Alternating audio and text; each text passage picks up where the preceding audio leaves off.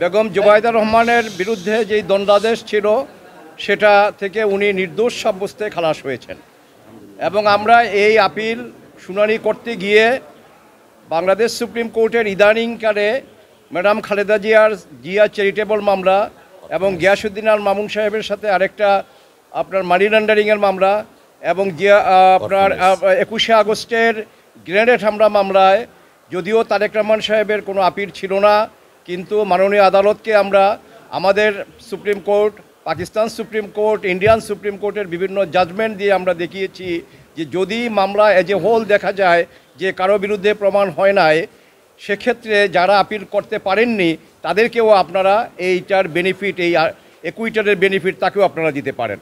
এবং সেখানে আপনারা জানেন 21শে আগস্টের মামলায় তারেক জিয়া সাহেবকে একুইটাল দেওয়া হয়েছে, অর্থাৎ নন অ্যাপিলিং একিউজ যারা তাদের সবাইকে আপনার একুইটাল দেওয়া হয়েছে। এবং জিয়া অরফেনেজ ট্রাস্ট মামলায় এবং আরেকটা মানি লন্ডারিংয়ের মামলায় যেটা গিয়াসউদ্দিন আল মামুন সাহেবের সাথে, সেখানেও তাকে নির্দোষ সাব্যস্তে মাননীয় প্রধান বিচারপতির নেতৃত্বে আমাদের ফুল বেঞ্চ অ্যাপেলেট ডিভিশনের ওনারা বলেছেন যে অন্য কনভিক্ট যিনি আপিল করতে পারেননি এই খালাস বা এই একুইটালের ওয়ার্ডার তাদের বেলায়ও প্রযোজ্য হবে।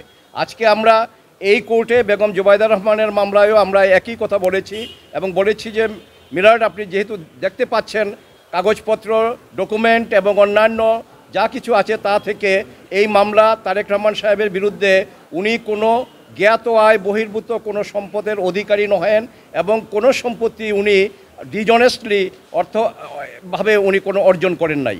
আর কাজেই আপনি যদিও উনি আপিল করতে পারেননি, আপনি এই খালাসের বেনিফিট বা এই জাজমেন্ট যাতে ওনার বেলায়ও প্রযোজ্য হয় আপনি সেটা করতে পারেন। এবং মাননীয় আদালত আমাদের কথা রেখেছেন, আমাদের কথা শুনেছেন এবং উনি এটা গ্রহণ করেছেন এবং জাজমেন্টে উনি অর্ডার পোর্শনে পরিষ্কারভাবে উল্লেখ করেছেন যে মিস্টার তারেক রহমান সাহেবকেও এই মামলা থেকে নির্দোষ সাব্যস্তে খালাস দেওয়া হলো। ধন্যবাদ।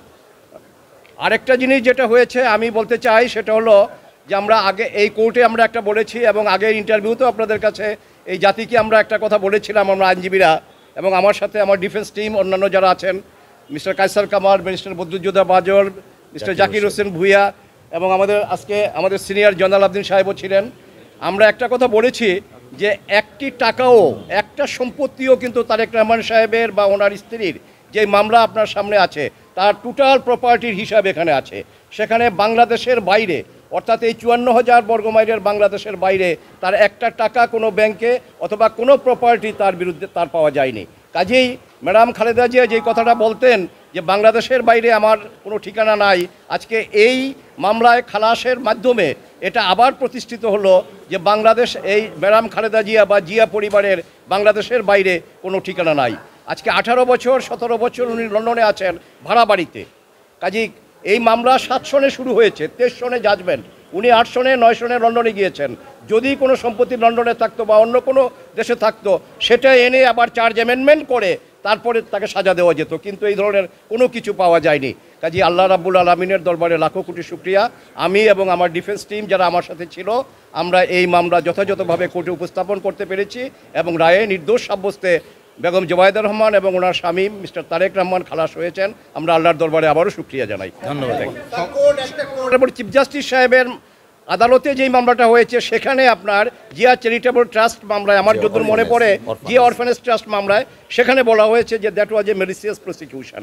এবং আজকেও আমরা দাবি করেছি যে এই যেই মামলা আপনি শুনছেন মাননীয় আদালত, এটাও আপনার malicious prosecution has because without any basis, কোনো ধরনের কোনো সারবত্তা না থাকা সত্ত্বেও যখন মামলা তাদের বিরুদ্ধে হয়েছে এবং সাজা দেওয়া হয়েছে, এটাও মেলিসিয়াস প্রসিকিউশন বলা যায়। আচ্ছা, 27(1)-এ আপনার ওনাকে বা 26(2)-তে কোনো নোটিশ দেওয়া হয়নি, এটা দুদক স্বীকার করে নিয়েছেন। আমার জানা মতে নাই, আমি ঠিক জানি না, আমি বলতে পারবো।